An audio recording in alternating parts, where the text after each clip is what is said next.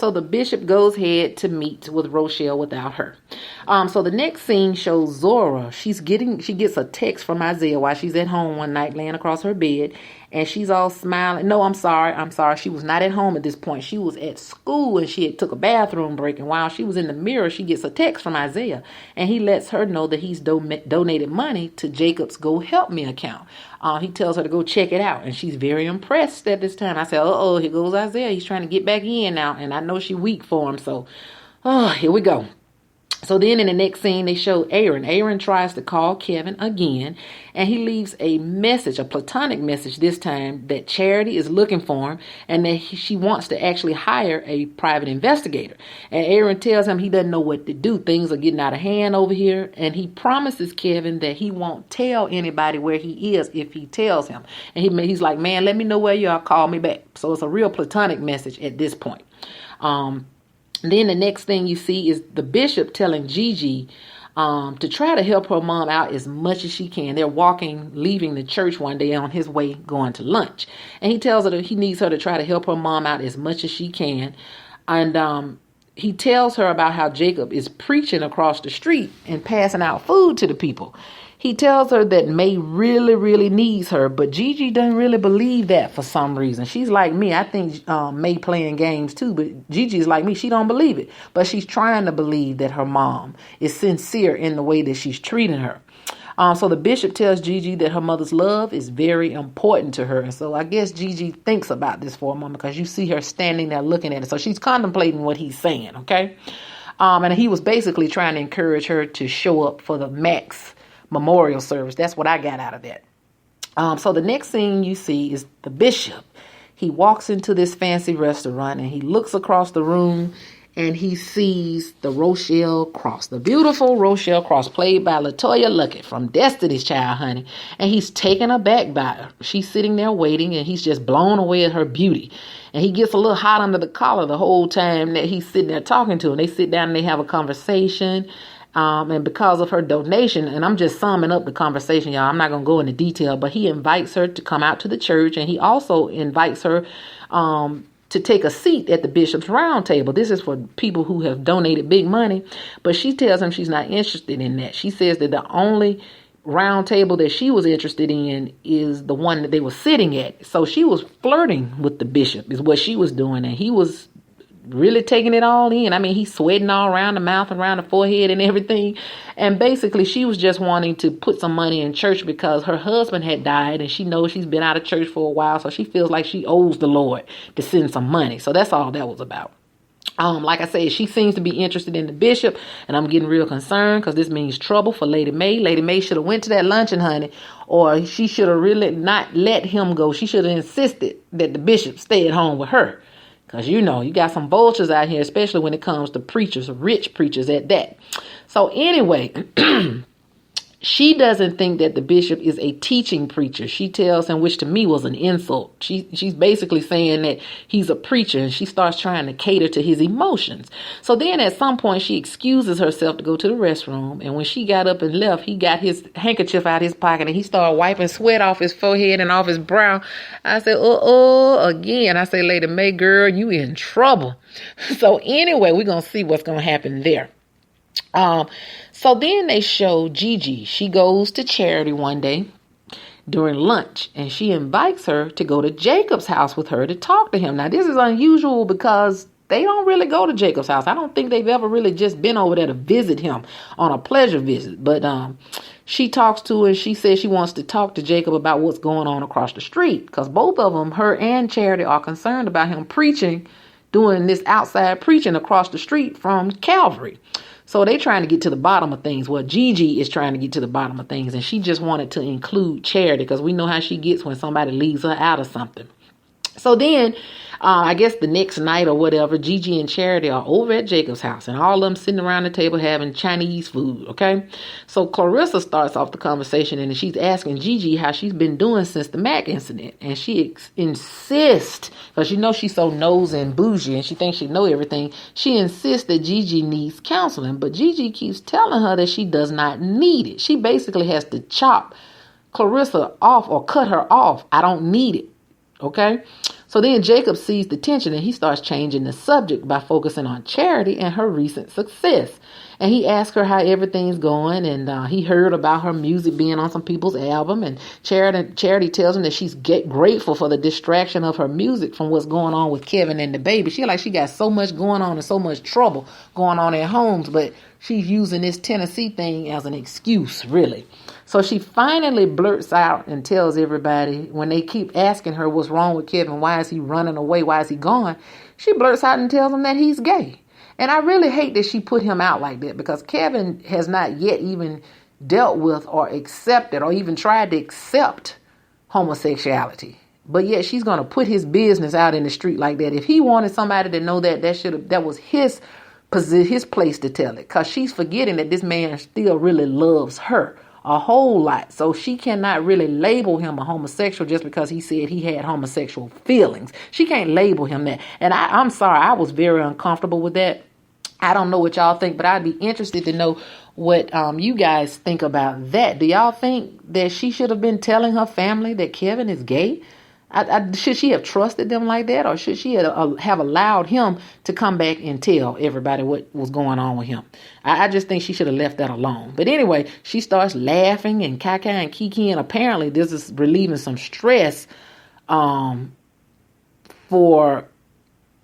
she's relieving some stress by telling them that. So she's all giggly and laughing. I guess she feels better now. Whatever. So anyway, when she tells everybody, she says, Kevin is gay, but he doesn't want to be. Jacob tells him, he says, I don't blame Kevin. That's a hard life to live. And so everybody's in agreement. So Charity, like I said, she's relieved to tell everything. So Jacob starts inquiring as to what brought Gigi and Charity to his house that night, because like I said, it's unusual for them to come over there. So then they get quiet and start looking funny, and so Gigi asked him about his commitment, how committed he is to his street ministry. And that's when Clarissa turned around and said, I told you this wasn't a sociable visit. I told you, she doesn't trust Gigi now. So Gigi lets him know how crazy it is for him to be preaching right across the street from Calvary. And that's when Clarissa jumps into his defense, and she pretty much attacks Gigi and tells her that you can't tell him what to do. And you're not the only one that heals from God. I mean, she got real belligerent with Gigi at that moment. So then Gigi just basically says, why don't you take my job? She offers her job as associate pastor because she says she's no good at it and that her ministry is not effective anymore. She said, you can have my job. But Jacob doesn't want the job. Jacob wants to be the co-pastor of Calvary. We know that. But so he's not hearing that, and she keeps insisting it, but he won't take it. So they get into this little heated debate, and Gigi tells him that he can't just abandon the family and that he needs to manage things for the family. They need him, which because she's thinking about going back to New York when he tells her, why can't you stay here and manage it? He's like, yeah, they need it, but it ain't going to be me. And she tells him she's thinking about going to New York. So Clarissa says leaving is what she does, which it is. Anytime things start getting hectic and not going the way Gigi wants, she leaves. So Clarissa attacks her about that. And that's when Gigi tells her, you don't know what you're talking about. I was 18 years old when I left here. You don't know what you're talking about. So once again, Jacob refuses to work at Calvary as anything other than a co-pastor. So they get it. They have that debate. And at some point, they had to leave, I'm pretty sure.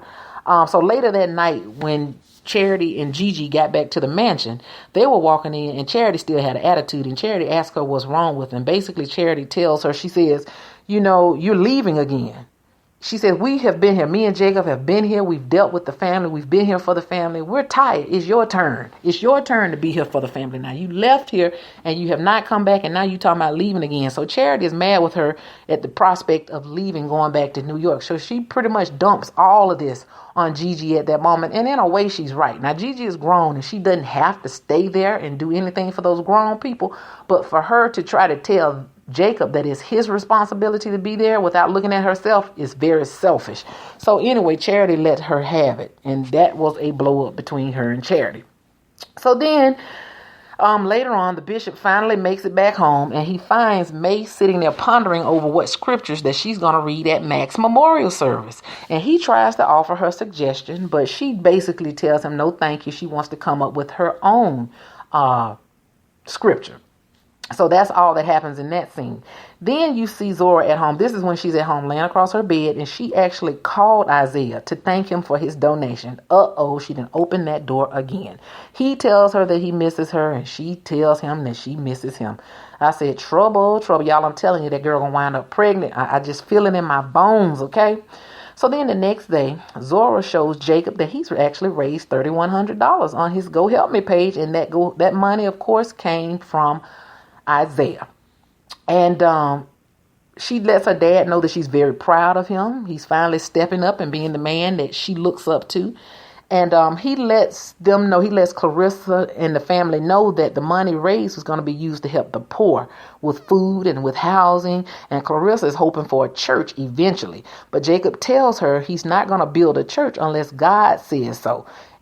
And she tells him she's proud of him, but she's visibly disappointed. You look in her face again and you see that Clarissa is not happy with him talking about he's not going to build a church just yet. I'm telling you, something's going to wind up happening with Clarissa. So like I said, keep your eye on Clarissa, okay? So then you see Aaron and Lady May are in Lady May's office, and he's having a conversation with her. He's telling her that he's got to leave, and he's very desperate to leave. He's got a desperation in his voice, but yet she's trying to beg him to stay because she's saying everybody in the family needs him. He's a good lawyer. He is. He makes things happen for him. And she's begging him, and he's insisting that he's got to go. He's got to leave Greenleaf, but he won't tell her why. But she eventually understands, and I understand at this moment that the reason he has to leave, and I thought this was very unselfish of Aaron, and it was very good of him. I actually liked him in that moment again. I mean, I never disliked him, but I really was proud of him in that moment. He made a decision to go ahead and leave because he understands that Kevin will not come back to Greenleaf unless he leaves. So he's figured that part out, okay? So then, in the next scene, Gigi decides to let Darius cover her story. She's got to warn the family, though, all about it. She calls him to tell him. Darius tells Gigi that he did not take the job in New York when she talks to him, and she's excited and she's happy about it. I mean, they actually met with each other, and she told him that she's going to let him do her story, but she's going to warn the family, y'all. And she's happy, and she actually gives him a real passionate kiss this time. I don't remember ever seeing her kiss him like that. So that was the first time for that. So then the next thing, we're at the end of the episode, and you see that they are all, there's Mac, there's Jacob, there's the kids and Clarissa, and they're all outside standing by the lake, and they're having Mac's memorial service. When all of a sudden, Gigi actually pulls up in a car. She shows up. May is visibly pleased with this. She smiles at Gigi and she's crying a little bit, and Gigi comes over and they hug each other, and Gigi's crying a little bit too. And so it's a tender moment between them all, and that's when the scene actually goes off. So to me, it was a very good episode. It was really deep. I know I may have sounded like I rambled a little bit because to me there was a lot of little things going on in there, but it is really good. And if you missed that episode, I encourage you to go back and watch it, because it looks like, and I know everybody's probably seen episode 11 already, but it looks like a lot of little stuff happened in last night's episode, and I cannot wait to watch it. But anyway, y'all, thank you for listening. Please put your commentary down below and tell me what you think.